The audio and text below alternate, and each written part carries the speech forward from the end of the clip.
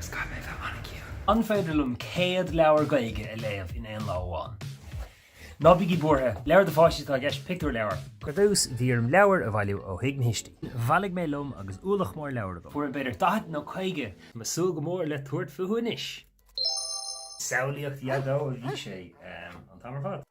Íomhá a bhéirín in cécinna. Sílim gona céint leite hanig gom, ach tá gona léibh ríis, díobh sin, an tudalín. Grim an bha.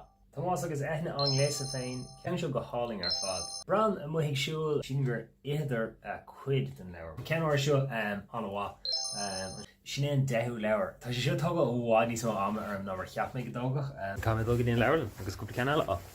Leabharlinn rád chuí. Tá mé éis de leabharlinn agus ga mé bheith aniciú.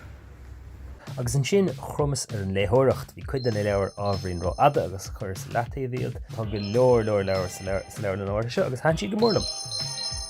Droch cinenne bhí an é seo hafad sa leabharlinn mar níor min an caint agus bhíorm caint níag. Is spéad is go píanam a thuaile, píanam anam.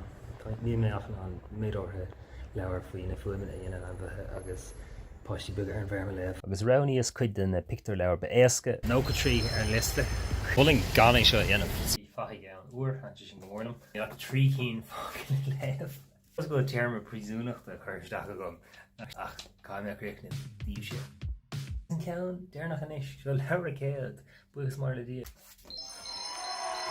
Sin é, tá an cheist freigarthe.